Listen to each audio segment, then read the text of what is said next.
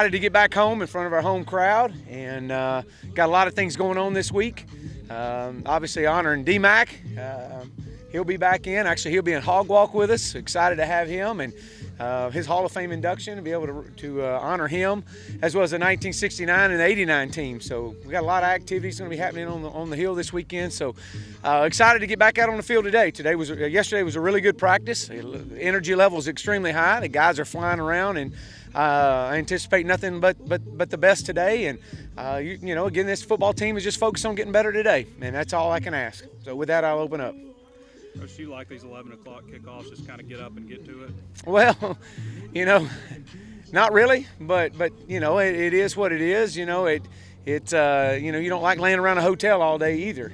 But we'll change our plans a little bit on how we get our guys up and get them rolling, and kind of similar to what we did at A&M, and try to get off to a fast start. But it is what it is, and whether it's 11 o'clock or 4 o'clock, it really doesn't matter at this stage. Last time you guys were in this stadium, a lot of disappointment, anxious to get back at home and turn things around here. Yeah, there's no question on that.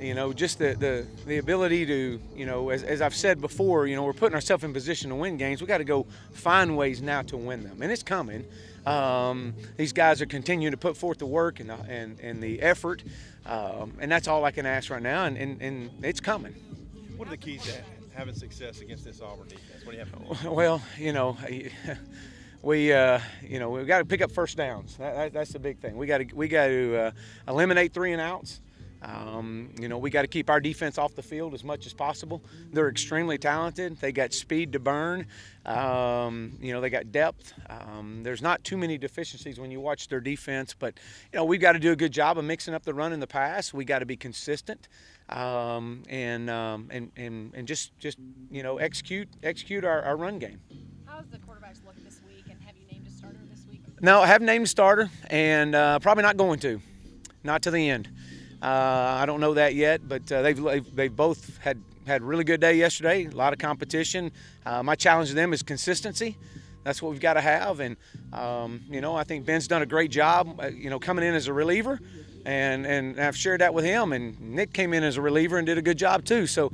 I'm not having a problem if I put one on the field and I have to bring somebody off the bench to be a reliever, and so to speak, to get us going.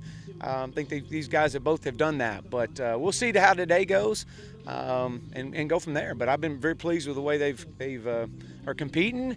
And just trying to be consistent with our entire team right now. That's my main message. There's been a lot made over the friendship that you and Gus have, but how's that friendship changed since you guys are playing each other every year now? Well, we still talk every week, but the week we play each other. So I hadn't talked to him in over a week, and we'll talk obviously at the game, and then we'll probably talk on Sunday night like we normally do.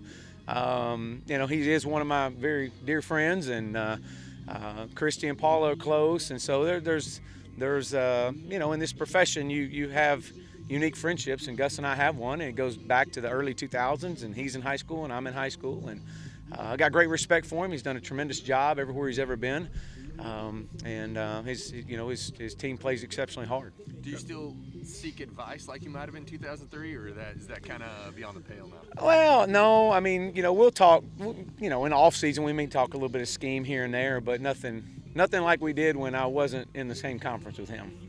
Coach, 18 games in now. I know you're pleased with the quarterbacks where they are now, but how difficult is it to go over that amount of time without having a guy just totally step up and take over the reins? It has been difficult. One thing that we preach is consistency, and that's what we need. We need at that position, and that's, as you look across the landscape of football in general, that's one of the things you have to be successful, is be consistent at that position, and that's something we got to continue to develop, continue to grow into, and it's going to happen. It's just, but consistency at that position is huge. It's huge for the success of an offense. Jordan Rogers on the telecast pointed out some mechanical things with Nick's steps. Had that cropped up before, and is it something you can get across and him improve? Well, it's definitely something that we work on.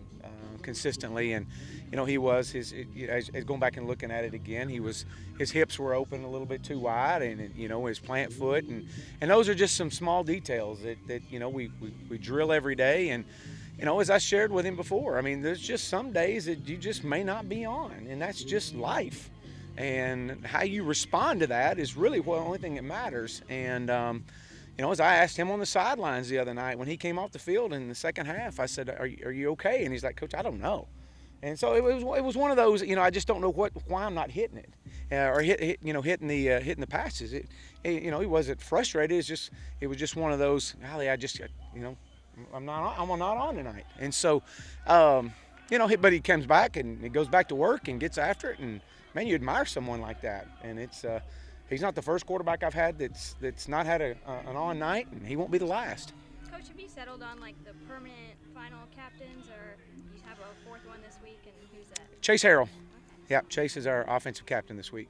He's played really well. You said you probably won't announce the starter, but is it going to be somewhere you tell them Saturday morning who's the starter? Or will it be I hadn't even got to that point yet. I've just, we're literally, it's what's the next best decision we can make, and then we just take the next decision and move forward. Today is about getting better today, and we'll reevaluate tonight and talk tomorrow. I mean, it's at this point, I want these guys to prepare both like they're going to be starters.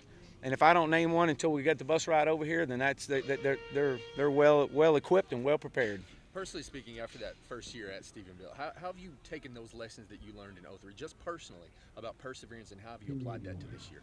Well, I mean, again, this isn't the first time that I've been in a situation as a head coach at 2-4 in year two.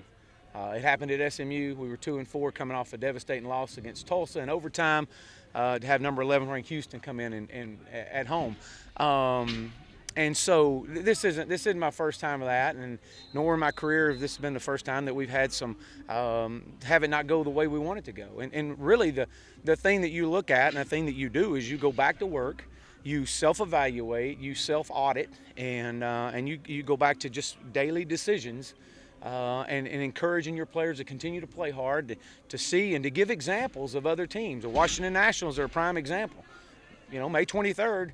What are they 12 games out of first place or below 500? Only 8 teams in the history of baseball have ever come back and made the postseason. That was on May 23rd. And so sharing that with our team today is, look how they finish. And so you build on prior experiences, and obviously when I was in Stephenville our first year, it didn't go well. It's the first time in 15 years that we didn't make the playoffs, and that's how I got in touch with Gus, and from there the friendship took off. Coach, did Devin contact you about his decision to leave and what the reasoning was? Yeah, he did, and he did. He and I spoke in depth, and we're going to wish him the best of luck. He's a great young man, and we'll wish him the best of luck. Thanks, Coach. Thanks. All right, thank y'all. Thanks, Coach.